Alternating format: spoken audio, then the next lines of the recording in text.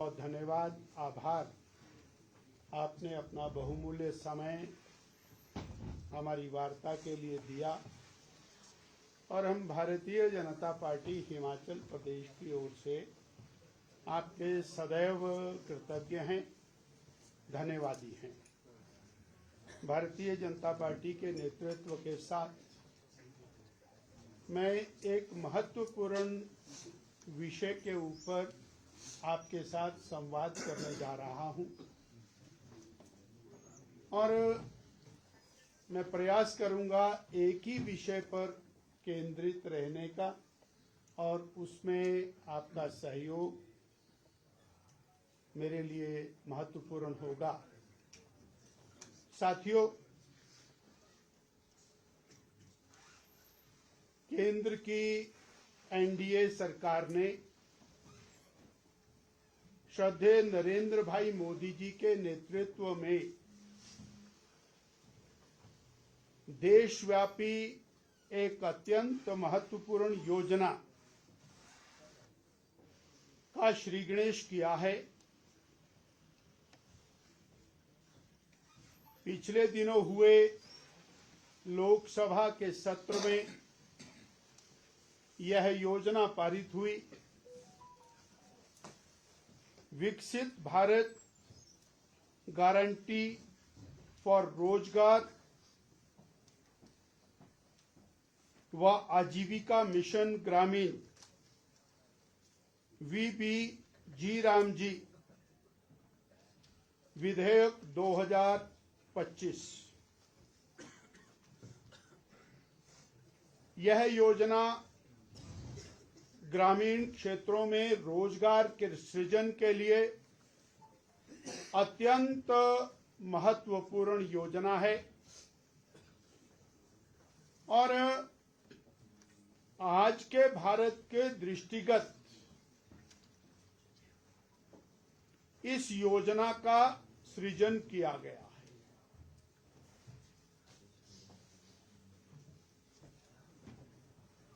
प्रतिपक्ष ने अपनी दृष्टि से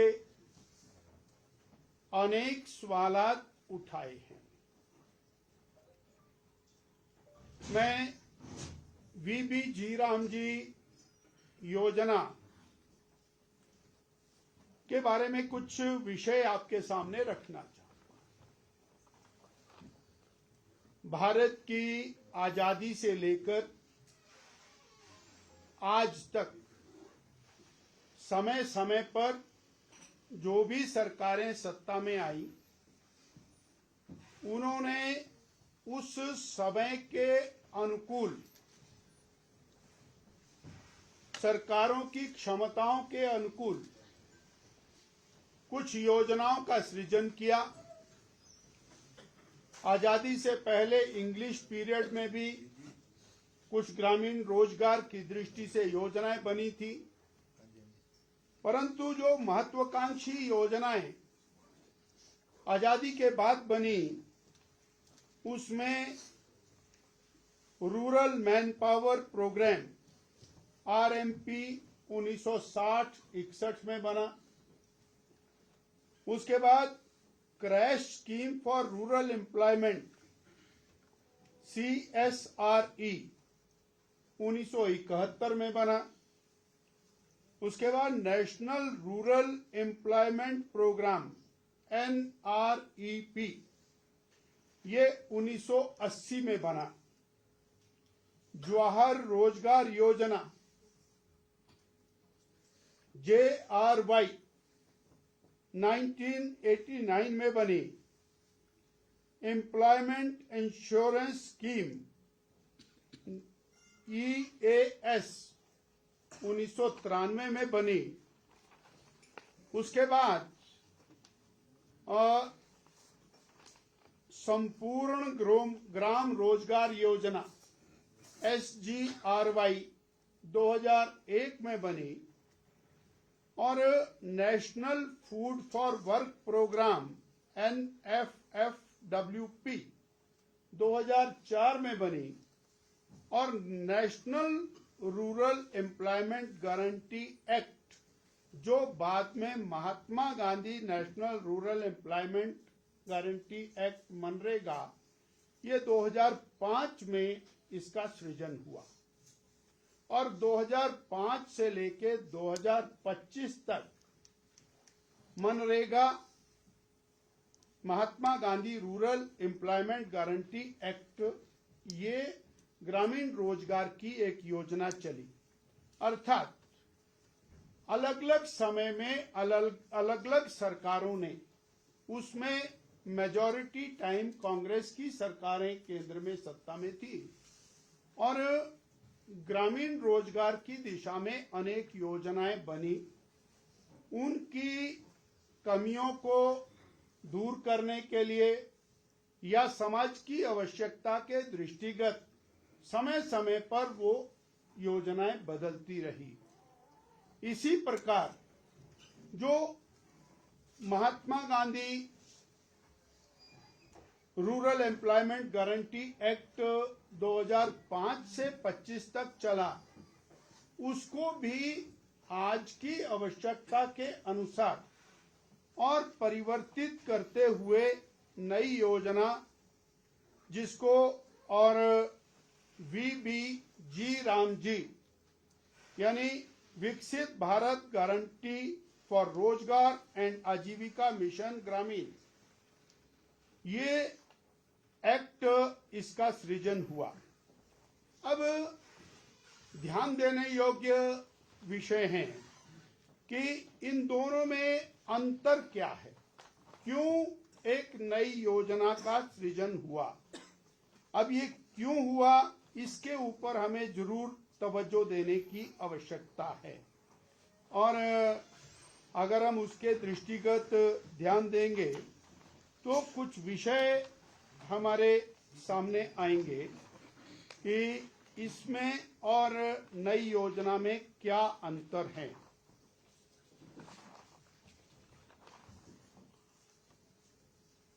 जो मनरेगा है उसमें 100 दिन का रोजगार, उसको एक्ट के रूप में बनाया गया, परंतु रोजगार के बारे में तो चिंता की, रोजगार का इम्पैक्ट विकास के साथ नहीं जोड़ा गया। और जो VBG रामजी योजना है, इसको जहां रोजगार का सृजन है उसकी गारंटी है, उसके साथ ग्रामीण विकास को जोड़ा गया और ग्राम विकास का एक प्लान बनेगा। वो प्लान ब्लॉक डिस्ट्रिक्ट लेवल पर जाएगा और PM गति शक्ति, मैं इसको रिपीट कर रहा हूं, टेक्नोलॉजी के साथ जुड़ते हुए ये PM गति शक्ति के साथ उस गांव का जो विकास का प्लान है वो जुड़ेगा और उस प्लान को एग्जीक्यूट करने के लिए ये रोजगार का सृजन होगा। यानी विकसित भारत VB, विकसित भारत 2047 में हम देखना चाहते हैं, उस दिशा के अंदर ग्रामीण विकास की यह मूलभूत आवश्यकता के दृष्टिगत इसका सृजन किया है, ग्रामीण विकास के साथ इसको जोड़ करके सृजित किया है। दूसरा इसका महत्वपूर्ण पहलू है कि जो मनरेगा है उसमें 100 डेज गारंटी दी गई है और जो VBG रामजी योजना है इसमें 125 दिन की गारंटी का सृजन किया गया है।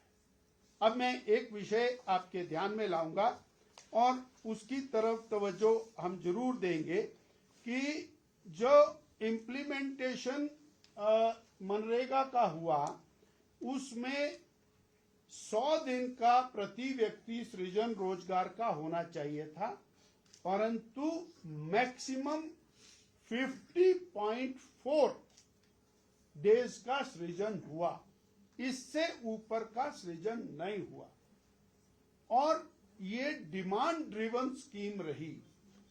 तो डिमांड ड्रिवन स्कीम होने के कारण जितना रोजगार सृजन होना चाहिए था उतना रोजगार सृजन नहीं हुआ।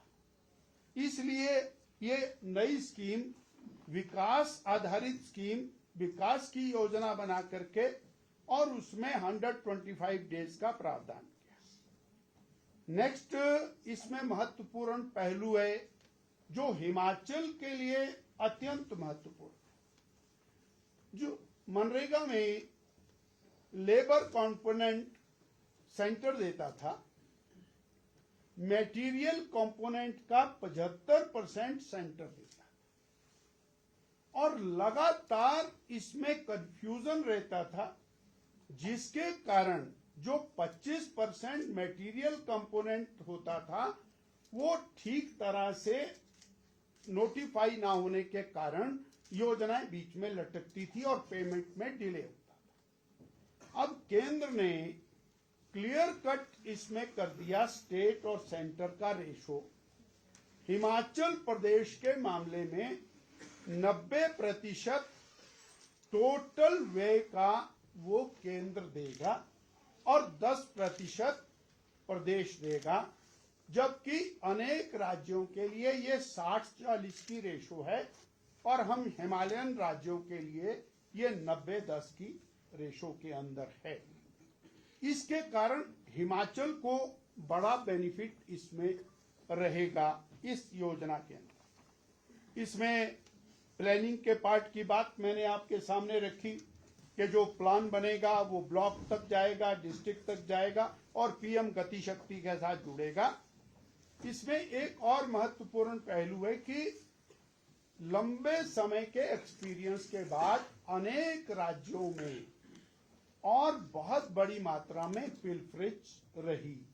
रोजगार सृजन के नाम पर और मशीनें लगा करके काम हुआ, उसकी एनफोर्समेंट ठीक से नहीं हुई, तो इसको डिजिटल एनफोर्समेंट करने का प्लान इसके साथ जुड़ा हुआ है नई योजना के साथ। और ये 6 मंथ्स इसकी मॉनिटरिंग है।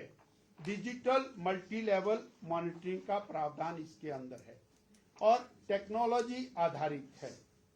अब पहले जो मनरेगा थी उसमें 26 प्रकार की ग्रामीण एक्टिविटीज का समावेश था, तो बहुत सारी मल्टी लेवल एक्टिविटीज थी और उसके कारण ग्रामीण विकास में उसका योगदान उतना नहीं हो रहा था जितना होना चाहिए। सो अब इन एक्टिविटीज को 4 फ्रेमवर्क के अंदर ढाला है। पहला है ग्रामीण infrastructure, this is very important. दूसरा है वाटर कंजर्वेशन, जल संरक्षण, जल संवर्धन, ये दूसरा महत्वपूर्ण विषय है। तीसरा है पर्यावरण संरक्षण, जो बहुत महत्वपूर्ण है। और चौथा है ग्रामीण लाइवलीहुड, यानी गांव की दृष्टि से जीवन उपयोगी जो भी चीजें हैं, इन 4 सेक्टर्स के अंदर डिवाइड करके इसको और ढाला गया है। और होता क्या था कि मनरेगा की इम्प्लीमेंटेशन में जो क्लरिकल वर्किंग है उसके लिए धन के प्रावधान की शॉर्टेज रहती थी और सही तरीके से ऑडिट नहीं हो पाता था, क्योंकि टोटल व्यय का 6% एडमिनिस्ट्रेटिव एक्सपेंडिचर मनरेगा में प्रावधान में था। वीबीजी रामजी योजना में यह प्रावधान बढ़ाकर के 9% कर दिया गया है, यानी 6% से 50% का इजाफा ये एडमिनिस्ट्रेटिव एक्सपेंडिचर में करने के कारण ये योजना अधिक सफल होगी, ऐसा बड़ा स्पष्ट तौर के ऊपर है। और मैं फिर उसको थोड़ा रिपीट करूंगा, टेक्नोलॉजी आधारित यानी बायोमेट्रिक के माध्यम से अटेंडेंस लगा करके और उसकी पीएम गति शक्ति के आधार के ऊपर इसको जोड़ने का प्रावधान किया गया है। मैं अगर जो इसको थोड़ा नेटशेल में कहना चाहूं तो we can say development linked employment, ये हमारा पहला सिद्धांत है। दूसरा, लीगली मैंडेटेड ट्रांसपेरेंसी, ये महत्वपूर्ण विषय है। मनरेगा में भी प्रावधान था कि यदि पेमेंट समय पर नहीं मिलती है, आपको रोजगार नहीं मिलता है, तो आपको और जुर्माने के तौर पर पैसा मिलेगा, परंतु ऐसा कहीं पर भी नहीं हुआ। और अब टाइम बाउंड पेमेंट, और टाइम बाउंड पेमेंट के बाद यदि समय पर पेमेंट नहीं होती है या आपको रोजगार नहीं मिलता है तो आपको पेमेंट का प्रावधान है। ये इसके अंदर एक महत्वपूर्ण पहलू है जो हमारे ध्यान में रहने का है। टाइम बाउंड वेज सिक्योरिटी और इंटीग्रेटेड नेशनल लोकल कन्वर्जेंस, जिसको मैंने पीएम गति शक्ति के साथ और योजना प्लान के साथ जोड़ करके बताया है, और इनफोर्सेबल रिस्पॉन्सिबिलिटी, जिसमें ये और वीपी जी राम जी योजना बाकी योजनाओं से हर प्रकार से और इम्प्रूव्ड है, बेहतर है और आज के सरकमस्टेंसेस के अनुरूप है। मैं आपके सामने और विषय की गंभीरता को रखने के लिए और एक कुछ डाटा रखा। 2005 में यह योजना शुरू हुई।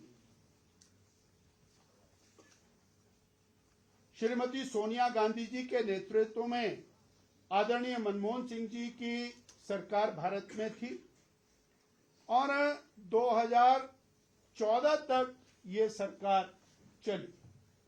तो हम इस डाटा के माध्यम से देख पाएंगे कि 2006 से लेके 2013-14 तक 2,13,220 करोड़ रुपया, 2,13,220 करोड़ रुपया उस समय तात्कालिक कांग्रेस या यूपीए सरकार के दौरान व्यय किया गया। और मनरेगा के प्रति एनडीए की, मोदी जी की, बीजेपी की गंभीरता मैं आपके सामने रख रहा हूं। 2014-15 से लेके 2025 तक 8,53,810 करोड़ रुपया, 8,53,810 करोड़ रुपया एनडीए, मोदी जी, बीजेपी की सरकार ने मनरेगा पर खर्च किया। हमने 4 गुना व्यय उतने ही टाइम पीरियड में मनरेगा में रोजगार सृजन के लिए किया। ये गंभीरता है ग्रामीण रोजगार के प्रति, ग्राम के विकास के प्रति और गरीब के विकास के प्रति भारतीय जनता पार्टी की। और इसी अनुभव के आधार के ऊपर नई योजना का सृजन किया। एक आंकड़ा और इसमें महत्वपूर्ण है कि कुल सृजित दिवस, यानी जो रोजगार सृजन हुआ, वो मनमोहन सिंह जी की सरकार में 1660 लाख मैंडेज, 1660 लाख मैंडेज, और मोदी जी के सरकार में 3210 लाख मैंडेज, यानी दुगना पैसा, दुगना और रोजगार सृजन। और इतना ही नहीं, जो कार्य संपूर्ण हुए वो एनडीए में, यूपीए में 153 लाख काम पूर्ण हुए, 153 लाख। और बीजेपी एनडीए मोदी जी की सरकार में 862 लाख काम पूरे हुए, मोर देन 5 टाइम्स। ये और हमारी सरकार की गंभीरता है। मैं इसी में एक आंकड़ा हिमाचल का रखूंगा। मेरे पास पूरे देश के आंकड़े हैं, मैं सिर्फ हिमाचल का आंकड़ा आपके सामने रखूंगा।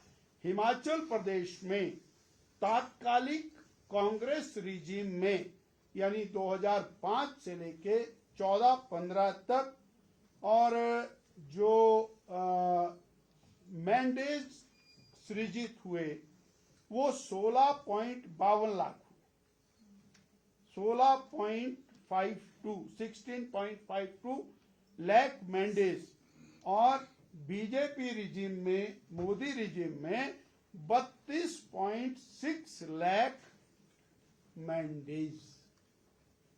यानी मोदी जी के समय में हिमाचल प्रदेश में दुगने रोजगार का सृजन हुआ। मैं इस बात को और बड़े फख्र के साथ कह सकता हूं कि जो नई योजना का सृजन हुआ है वो देश के और हिमाचल प्रदेश के ग्रामीण रोजगार के लिए एक नया आयाम स्थापित करेगा।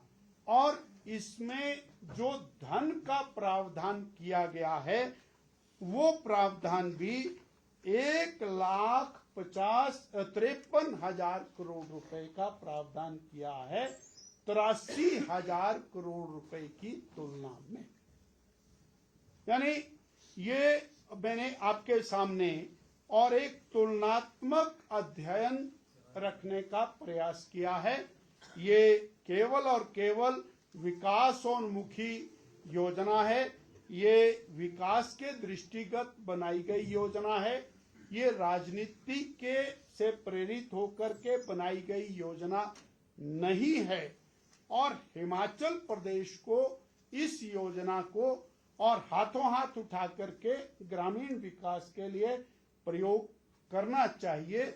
इतनी बात मुझे आपके सामने रखनी थी और मैं आपका धन्यवादी हूं। आपने मेरी बात को नोट किया और इसी से संबंधित कोई प्रश्न होगा तो मैं आपसे प्रार्थना करूंगा कि इस विषय पर हम केंद्रित करना चाहते हैं तो इसको कृपया।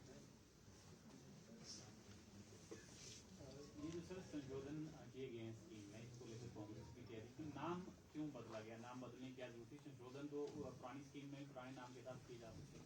हाँ, बहुत अच्छा सवाल है। मैं आपका आभारी हूँ इस सवाल के लिए। मैंने और बहुत अच्छे से विषय को रखने का प्रयास किया।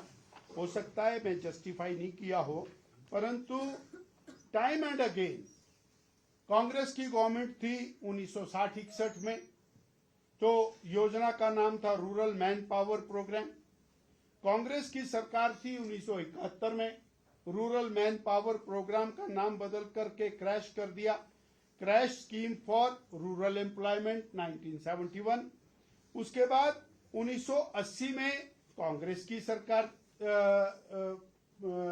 जनता पार्टी की सरकार थी। उस समय नेशनल रूरल एम्प्लॉयमेंट प्रोग्राम हो गया, इसका नाम NREP हो गया। फिर 89 में कांग्रेस की सरकार आई तो फिर इसका नाम जवाहर रोजगार योजना JRY, और कांग्रेस की सरकार में ही इसका नाम दोबारा से जवाहर रोजगार योजना से बदलकर एम्प्लॉयमेंट इंश्योरेंस स्कीम हो गया कांग्रेस की सरकार में। यानी आदरणीय स्वर्गीय जवाहरलाल नेहरू जी का नाम बदलने का काम बीजेपी ने नहीं किया।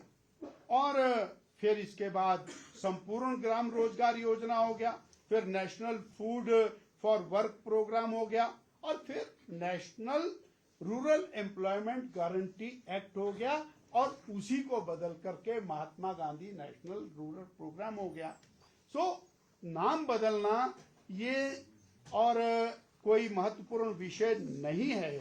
और हमने आपको बताया कि मनरेगा स्कीम के प्रति बीजेपी, NDA और मोदी जी की गंभीरता कांग्रेस से दुगनी रही। दुगना खर्चा, दुगने मैंडेज और दुगने ये 4 गुना कार्यों का सृजन उसके माध्यम से एनडीए सरकार में हुआ। सर, जो कांग्रेस का सबसे बड़ा आरोप है वो पंचायती राज इंस्टीट्यूशन को लेकर है कि इसमें जो है केंद्रीकृत कार्य होना है और लोकेशन ड्रिवन स्कीम है, डिमांड ड्रिवन नहीं है, और पंचायती राज जो इंस्टीट्यूट है उनको खत्म करने का जो है वो भाजपा प्रयास कर रही है। तो इस पे आपका क्या कहना है? मैं थोड़ा पॉलिटिकलाइज नहीं करना चाह रहा, क्योंकि मैं सीधा सीधा वहीं आना चाहता हूं। जब ग्राम सभा में गांव के विकास का प्लान बनेगा तो उसको पंचायती राज ग्राम का प्रधान, बीडीसी, जिला परिषद, यही लोग बनाने वाले, और वो वहीं से उसको टेक्नोलॉजी से अपलोड करेंगे। जो वो गांव के विकास का प्लान बनाएंगे, उस प्लान की एग्जीक्यूशन के लिए वीबी जीराम जी योजना में से आने वाले धन का उपयोग होगा। इसलिए ये केवल और केवल ग्राम आधारित योजना है और ग्राम के चुने हुए प्रतिनिधियों के माध्यम से ही चलने वाली योजना है। इसमें किसी भी प्रकार का कंफ्यूजन डालना केवल राजनीति से प्रेरित तो हो सकता है, अन्यथा ये केवल और केवल विकसित भारत की दृष्टि रखते हुए ग्रामीण विकास योजना। जब योजना इतनी अच्छी है तो इसका इतना विरोध क्यों लगता है? सरकार समझा नहीं पाई है उनको, या फिर मैं वही कहूंगा कि मैं इस पर राजनीति नहीं करना चाह रहा, परंतु विरोध करने के लिए कोई बहाना चाहिए। अगर जो नेहरू जी का नाम हटा करके आपने अपने आप हटा करके दूसरा नाम रख दिया तो भारतीय जनता पार्टी ने तो कोई विरोध नहीं किया। जो केंद्र में बैठी सरकार है वो योजनाएं बनाती है, हजारों योजनाएं नेहरू जी के नाम से, राजीव जी के नाम से, इंदिरा जी के नाम से और गांधी जी के नाम से चलती हैं, चल रही है, अच्छी बात है, चल रही है। और अगर जे एक योजना बिल्कुल पूरी तरह से नई योजना चलाई गई है, वो राम जी के नाम से है, तो आपको विरोध क्यों? नहीं होना चाहिए। और वो विकास अनुमुखी योजना है तो उसका विरोध करने का कोई कारण समझ नहीं आता, और कम से कम भूख हड़ताल करने का तो कोई कारण समझ नहीं। सर, जैसे ये स्कीम सर 15% मनरेगा को लेकर गिनवाई है, अब 10% स्टेट शेयर है। अगर स्टेट शेयर देने में देरी होती है या नहीं देती या बजट का प्रोविजन नहीं होता है तो क्या सेंटर इसका बजट जारी करती रहेगी या सर ताकि लोगों को परेशानी ना हो? सर, विकास प्रदेश सरकार की भी उतनी ही जिम्मेवारी है जितनी केंद्र सरकार की। प्रदेश के माननीय मुख्यमंत्री जी की उतनी ही जिम्मेवारी है जितनी श्रद्धेय प्रधानमंत्री जी की है। इसलिए प्रदेश अपने लोगों के विकास कार्यों के लिए 10% का हिस्सा नहीं देगा। It is never expected. ये कभी कल्पना भी नहीं की जा सकती। और अगर इस प्रकार का है तो उससे उनकी ग्राम विरोधी, रोजगार विरोधी छवि सामने आएगी। बिंदर जी, आपने बहुत सारी कमियां गिनवाई है, मनरेगा को लेकर सवाल आपने उठाए हैं, तो जरा बताएं कि केंद्र सरकार ने 11 साल तक इन्हीं कमियों के बावजूद इस योजना को क्यों चलाए रखा, जबकि प्रधानमंत्री 2015 में कह चुके थे ये तो कांग्रेस की विफलताओं का कमाल है। किसी भी चीज को आनन फानन में केवल राजनीतिक आधार पर बदल देना, ये श्रद्धेय मोदी जी और भारतीय जनता पार्टी के कल्ट में नहीं है। और हमने आपके सामने रखा कि 2,30,32,000 करोड़ कांग्रेस की सरकार ने इस पे खर्च किया और 8.5 लाख करोड़ के लगभग भारतीय जनता पार्टी एनडीए ने खर्च किया। ये गंभीरता है और उसकी इम्प्लीमेंटेशन के अंदर जो शॉर्टकमिंग्स हैं, आज कोई योजना शुरू कर रहे हैं, अगर जो विकसित वीपी जीराम जी योजना में कोई कमी आएगी तो उसको भी तो बदलना चाहिए, उसके ऊपर भी विचार होगा, उस पर भी चिंतन होगा, और समय रहते उसके ऊपर भी चिंतन करेगा कोई, चाहे वो मोदी जी स्वयं करें या आने वाले समय में लोग करें। तो समय के साथ साथ चीजें आवश्यकता के अनुरूप बदलती हैं और उनका बदलना सकारात्मक होना चाहिए, इतना ही दृष्टिकोण। सर, मनरेगा में 100 दिन की रोजगार की गारंटी थी, लेकिन आपने बोला कि 50.4 दिन ही मिल पाए और कोई भी जो फाइल है या वो नहीं इम्प्लीमेंट हो पाया। तो सर, इसमें 125 दिन बोला गया है, तो इसमें प्रावधान है कि 125 दिन का मिलेगा ही मिलेगा? 125 दिन की गारंटी का प्रावधान है, और नहीं अगर मिलेगा तो उसमें फाइन का प्रावधान गवर्नमेंट की तरफ से है, पेनल्टी का प्रावधान, और वो पेनल्टी उस व्यक्ति को मिलेगी, और टाइम बाउंड पेमेंट का प्रावधान इसके अंदर है, और जो एक्ट के अंदर एम्बेडेड है, और उसके अंदर मॉनिटरिंग का प्रावधान है, और वो मॉनिटरिंग का क्योंकि प्लान बन गया और वो प्लान ये पीएम गति शक्ति के साथ जुड़ गया, तो वो कहीं पर भी उसको देखा जा सकता है और इम्प्लीमेंट किया। बिंदर जी, जैसे भाजपा ने अभियान लिया है मनरेगा की जगह जो विकसित भारत जीराम जी योजना ये घर घर तक पहुंचाने का, कल से कांग्रेस का अभियान भी शुरू हो रहा है, वो भी 8 जनवरी से लेकर 25 फरवरी तक महासंग्राम अभियान चलाने वाले हैं मनरेगा को बचाने को लेकर, क्या कहेंगे? भारतीय जनता पार्टी का अभियान ना तो घर घर की दृष्टि से है, विकसित भारत जी राम जी योजना वो लोग उसको समझें और जानें, हमारा लक्ष्य सिर्फ इतना। और कांग्रेस पार्टी विरोध करते करते कहां पहुंच गई, ये बड़ी चिंता की बात। वो विरोध करते करते, बीजेपी का विरोध करते करते वो देश का विरोध करने लग जाती है, बीजेपी का विरोध करते करते वो विकास का विरोध करने लग जाते हैं, बीजेपी का विरोध करते करते वो गांव के रोजगार का विरोध करने लग गए। इसलिए मेरा तो प्रभु से प्रार्थना है कि उनको और प्रभु और ज्ञान दे, और वो इस योजना को अच्छे से पढ़ें, समझें और जनहित में इम्प्लीमेंट करने के लिए आगे बढ़ें। वो 60 दिनों के बारे में भी जरा समझा दें, जिसमें कहा जा रहा है कि इस साल के 60 दिन में रोजगार नहीं देगी। नहीं, बड़ा क्लियर कर, ऐसा नहीं है। बहुत से राज्य ऐसे हैं जहां पर जब क्रॉप सीजन होता है, पैडी सीजन है तो पैडी लगाने का काम होता है, कटाई का सीजन है तो कटाई का काम होता है, उस समय किसान को और लेबर मिल जाए, इसलिए वो स्टेट तय करेगा कि कब उसने इस योजना को गैप देना है या नहीं देना है, ये स्टेट को तय करना। केंद्र ने इसमें प्रावधान उस स्टेट के लिए रखा है, क्योंकि बहुत सारी स्टेट जैसे जहां पर पैडी का ज्यादा प्रचलन है, वहां पैडी लगाने के लिए लेबर की जरूरत होती है, और वो लेबर इंटेंसिव वर्क है, इसलिए वहां पर प्रावधान रखा है। इसको कोई कंफ्यूजन करने की जरूरत नहीं है।